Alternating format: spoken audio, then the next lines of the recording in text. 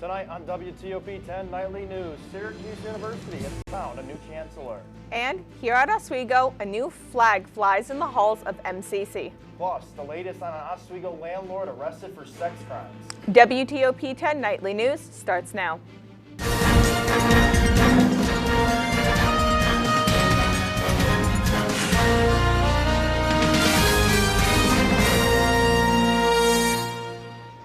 Good evening and thank you for joining us. I'm Brady Hauser. And I'm Emily Bologna.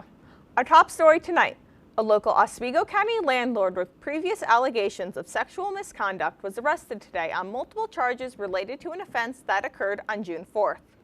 65-year-old Douglas Waterbury of Oswego was charged with attempted bribing of a witness, a Class E felony, as well as attempted rape and patronizing a person for prostitution, both Class A misdemeanors.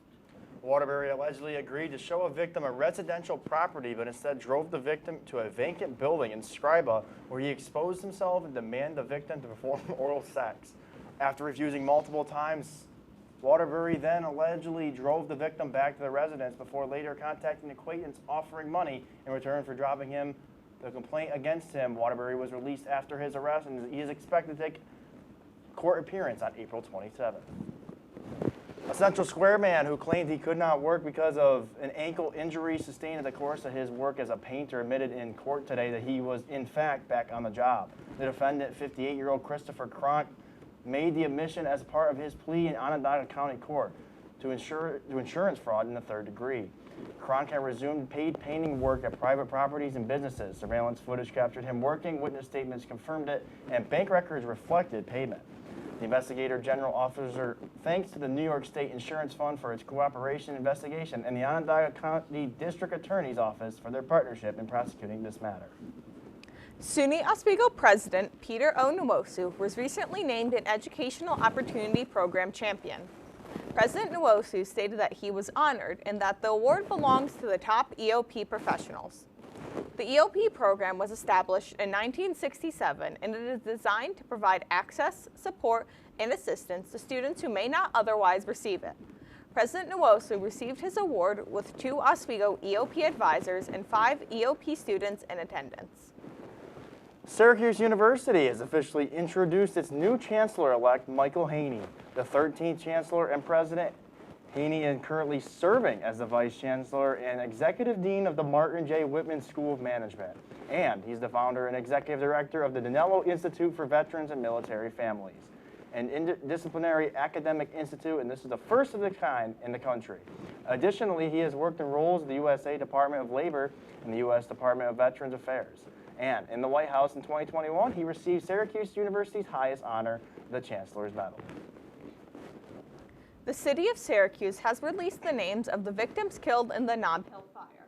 78-year-old Augustus Grissett Sr. was found dead in the apartment building where the fire started. 26-year-old Cavion Barrett was found dead in the bathroom down the hall from where the fire was. His cause of death is still being investigated.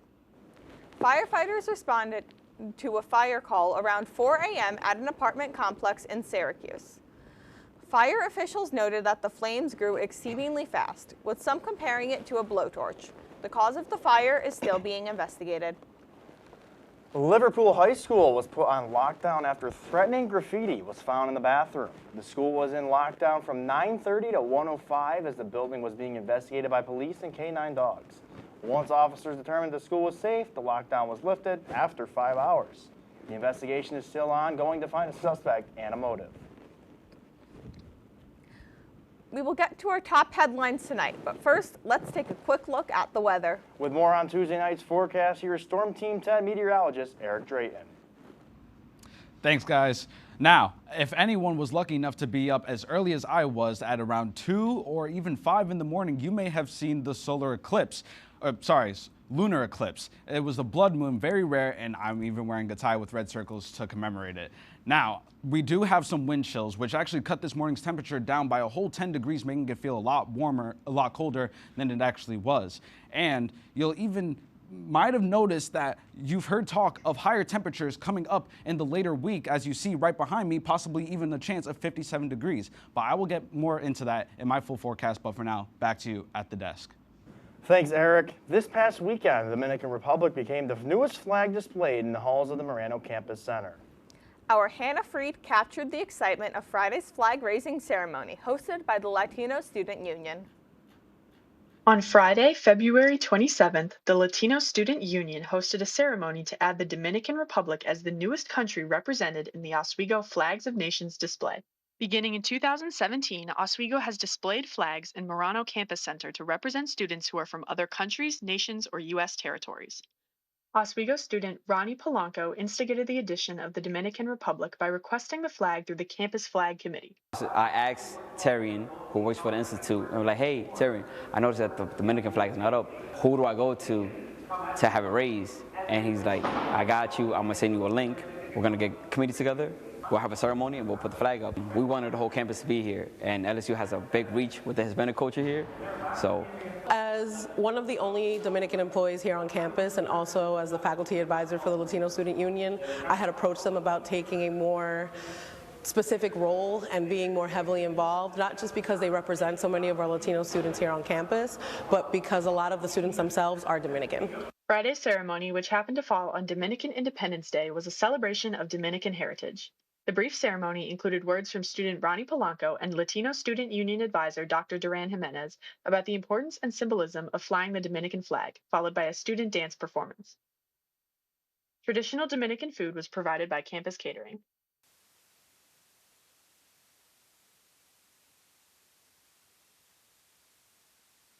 Students like Emily Tavares shared their excitement about the addition of the Dominican flag to the display.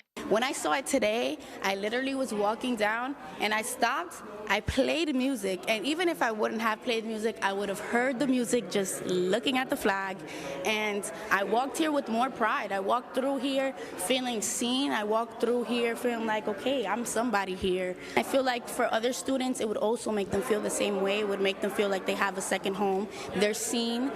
I got my education at John Jay College, where it was very common for me to see a lot of folks who look like me, not just in the student population, but in the employee population and the faculty and the staff. Coming here, that was not the case.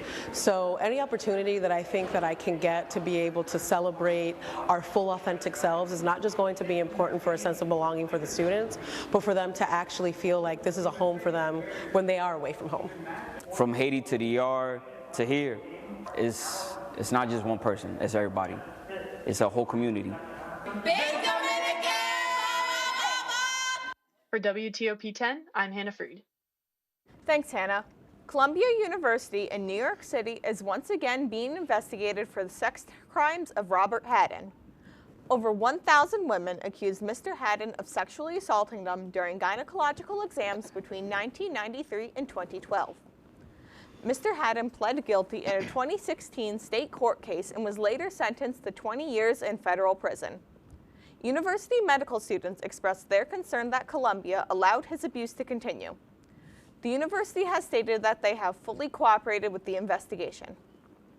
A federal judge on Tuesday ruled that the federal government's attempt to end New York's congestion pricing toll was illegal, handing a major victory to the states in its defense of the first-in-the-nation traffic reduction plan. The program still faces several other lawsuits from opponents, including the state of New Jersey and the Trucking Association of New York. But according to legal experts, those suits are likely to stop the tolls at this point. Trump infamously responded with his attempt to end congestion prices by posting a photo of himself in a crown overlooking the New York City with the quote, "Long live the king." During the winter season, symptoms of dementia stand out, limiting access to different outside activities, causing a slowdown in cognitive abilities. Our Suad Hamoud has been looking into Alzheimer's disease, from studies made and steps you can take to prevent them. Suad? While there is family history and genetically predisposed risk involving Alzheimer's disease, making sure to keep the brain, muscle, and the physical body active can be helpful. Program Manager of the Alzheimer's Association in Cayuga and Oswego, Madeline Divendorf, talks of a study that shows the importance of a healthy lifestyle. The U.S. Pointer study. It was the first large-scale clinical trial that really demonstrated and quantified the effects of a healthy lifestyle and the impact it can have on brain health and protecting brain health in particular. This can look like making sure to socialize and get involved in different exercising opportunities. However, in circumstances dementia is not prevented, there are treatments that can slow down the process.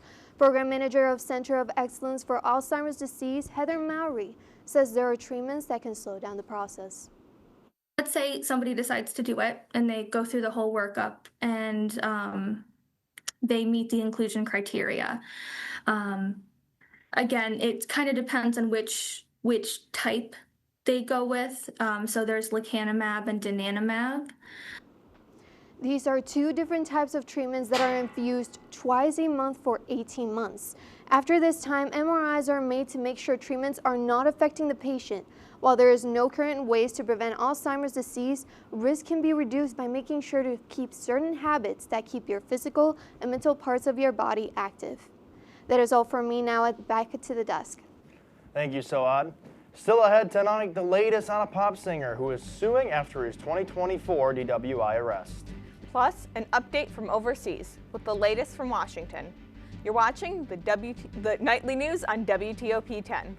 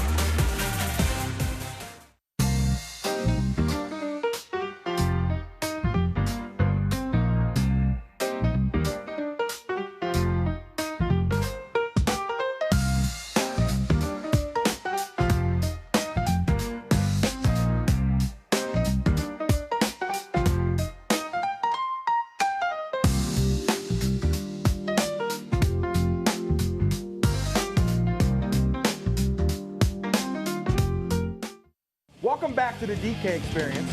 Go back to your job. Every NFL fan has played for the last 15 games. Maybe Writing a letter to the NFL fans? Get out of here with that. Let me finish. No, Let me finish. Stop. Johnny Manziel, that guy, he's a loser. No, that's. Oh. Watch the DK experience. Is there anything interesting happening in here? Joe, is there anything interesting happening in here? Yes, there is some interesting stuff tonight. We're doing our weather outside. Oh, okay. Our quick weather. Never mind. Let's see how excited he is.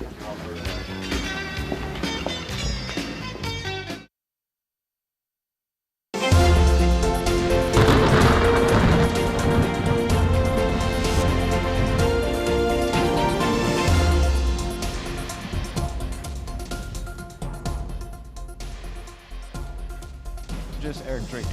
Here in Oswego right now, it is 32 degrees with a dew point of 31. So yes, we do have a slight drizzle right now. As you see, the humidity is high at 97%.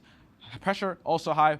That wind southeast at 5 miles per hour. But again, those small winds could possibly change your temperature. Let's play a little game called Forecast Finder.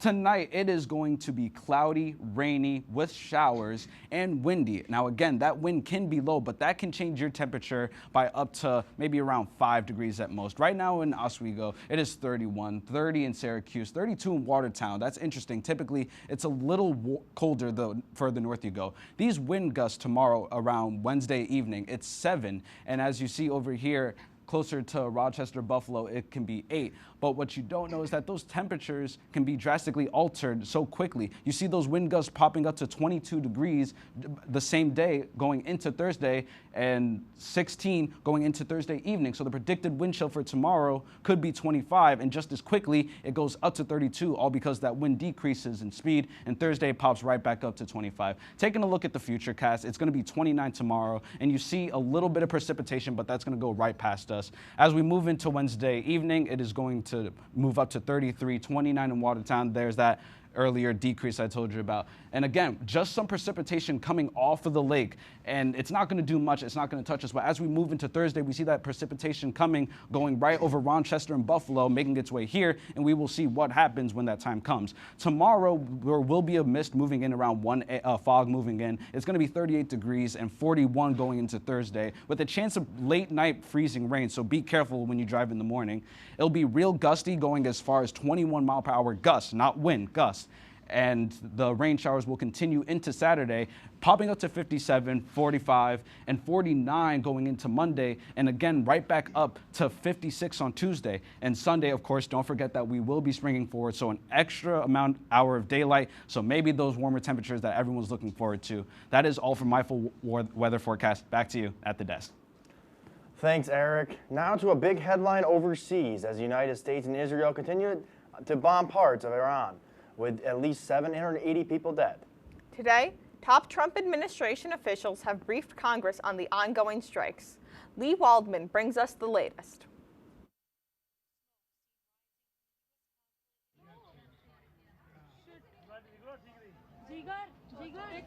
Coming along, as you see very well. They have no Navy, it's been knocked out. They have no Air Force. They have no Navy, it's been knocked out. They have no Air Force, it's been knocked out.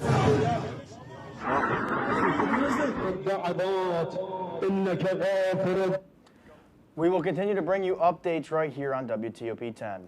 Back here at home, the mayor of New York City expressed his criticisms of the joint airstrikes today, denouncing the Iran regime as brutal. Here, you can see the before and after of the bombing strikes in parts of Iran. Despite the escalating military conflict, Mamdani says there is no credible threats to New York City.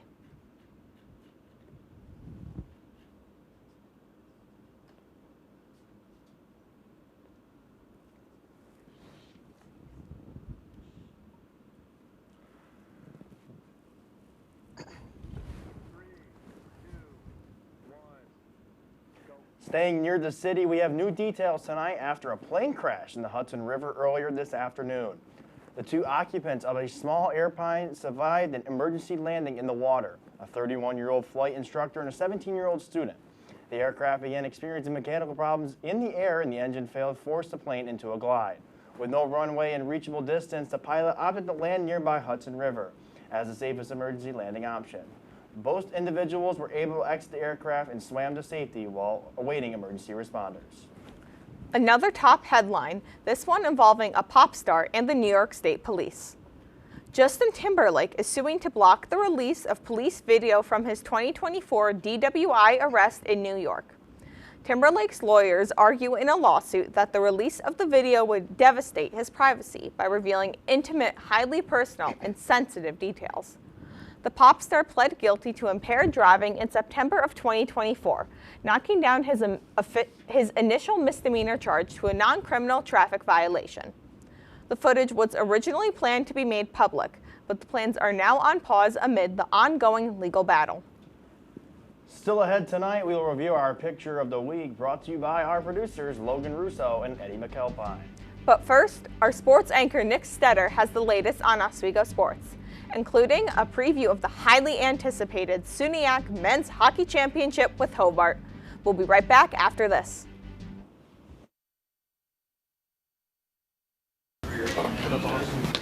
I saw bread, and I want some bread. I feel like the amount of work that we get here is very different than a community college. So at my last school, we had at least an essay a week that was due for any given class. Yeah. Also make you really feel. Did you start in the fall, or it's kind of like more still good sport? If it's hockey, It's what they score! it's on Hockey Talk.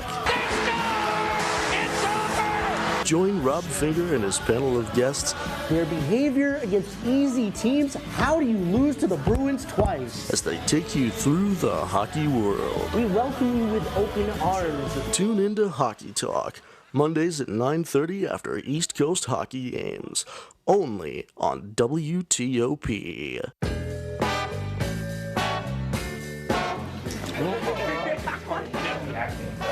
Oh boy! Come across.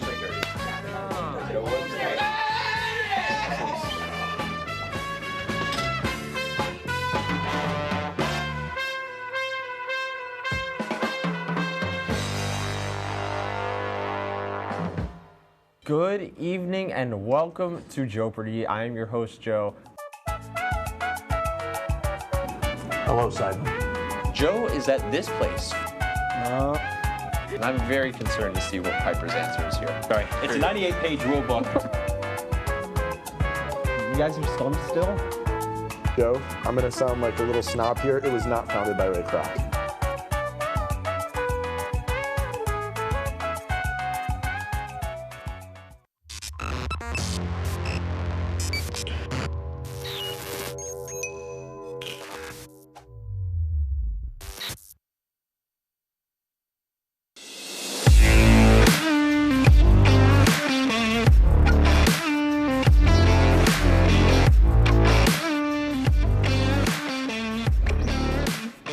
Good evening and welcome back to WTOP-10. I am Nick Stetter with your sports report for tonight. The Oswego men's hockey team is heading back to the SUNYAC championship game, and they will face the Hobart Statesmen with a preview of the highly anticipated. This game will be the 50th matchup in their history, and it will be at the Cooler where the Oswego State Lakers have struggled against this Hobart Statesman squad. Hobart ranking #1 in the nation to Oswego's 13th. And the stakes of this matchup are so high. You look at both teams, Hobart trying to keep that undefeated season going into the NCAA championship, and you also see the Oswego State Lakers trying to repeat that SUNYAC championship. We have a little bit of a video with the interview for the Hobart Statesman coach.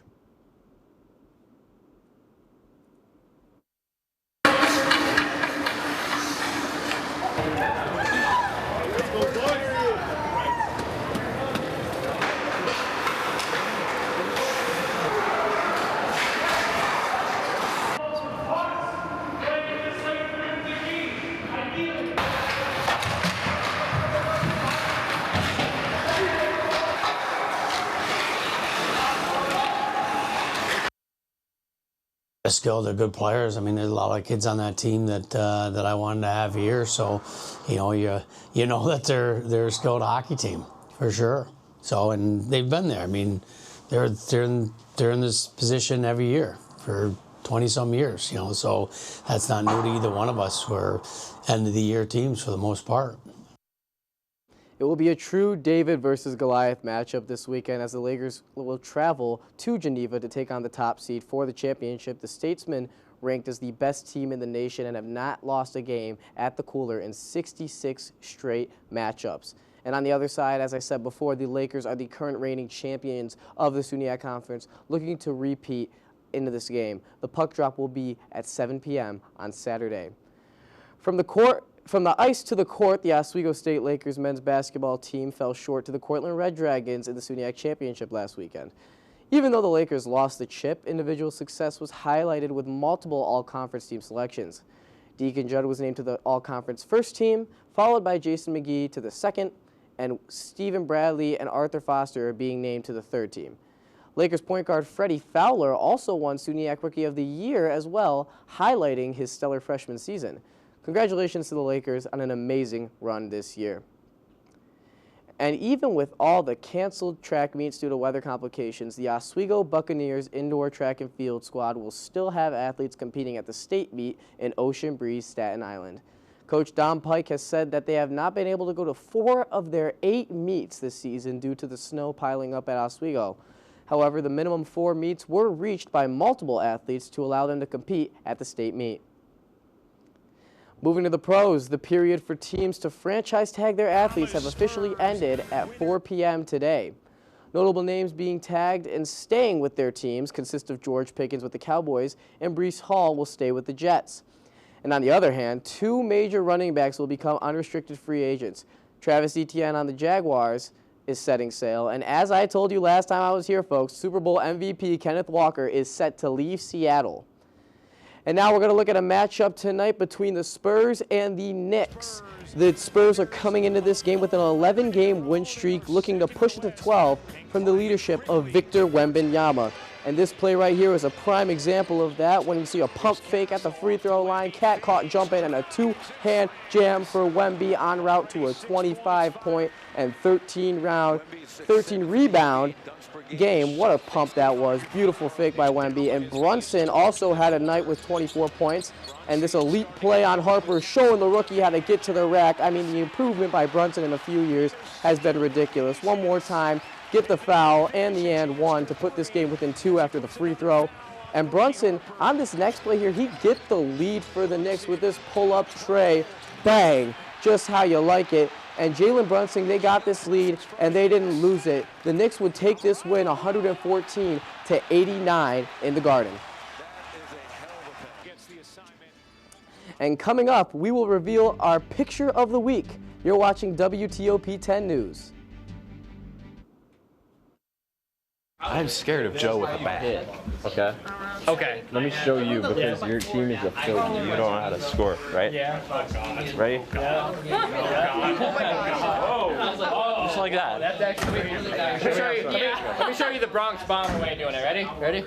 I swear to God. Oh my Everyone? All right, put the bat down. All right, this number's like you're right. Sorry.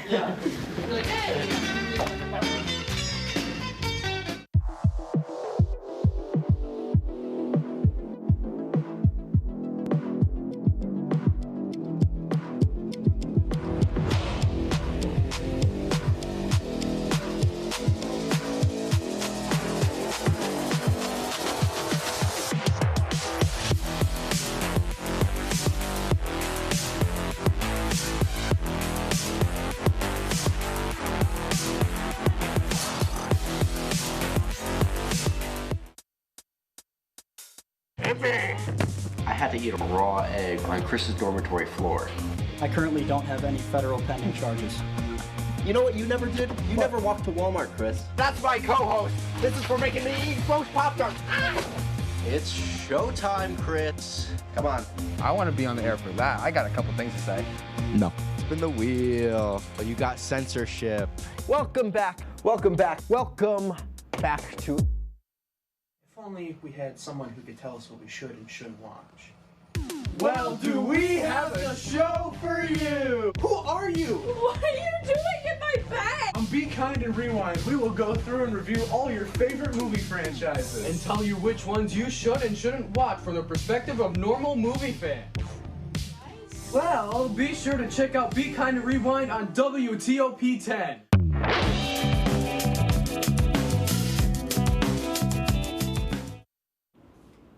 Welcome back to WTOP-10 Nightly News. It's time to reveal our picture of the week. The winner this week is assistant producer Aiden Saavedra with this sunset picture over Lake Ontario. With the brutal winter we had, a beautiful sky is reassuring that spring is coming. And if you have a submission for picture of the week, you can email our producers Logan Russo and Eddie McAlpine. I don't know about you guys, but everything about Oswego is great, but those sunsets on Lake Ontario, even if you just go out there and sit, like even during like the fall time, it's just beautiful every night. I'll say one thing that's not great, the snowstorms we got in recent times, but Eric knows a little more about that than I do. I mean, it's true. Even right now, it's 32 degrees. We're sitting directly at freezing, and the wind chill is cutting it down by 5 degrees down to 27. And it's just ridiculous because we know that spring is here. We just wish that we had the temperatures to reflect. But as far as I know, it is all rain, no more snow for now. It's looking warm next week. Yeah, definitely. I know the Lax guys are looking forward to it as they got a game tomorrow. They're playing, I believe it's at 4 p.m. on the dot, and they're going to look to start their season off strong coming into the season. Both Lax programs really good here at Oswego, and I'm really excited to see how they start off on a strong foot, maybe a weak foot. We don't know. We got to see live here on WTOP-10. I hope you all tune into that too. Absolutely. Warm weather, spring sports. There's not much you can complain about with Oswego right now. Maybe midterms coming up soon, but we have something to look forward to with the weather getting warmer. And also, the hockey game this weekend. We got a busy weekend for hockey. Hobart, it's going to be quite a game. Exciting, man. I can't wait to see it. Absolutely. Well, that's our report here tonight. Be sure to stay tuned for Jeopardy with Joe Seidman. Thank you for watching and enjoy our beautiful picture of the week from Aiden Servata. Have a great night, everyone.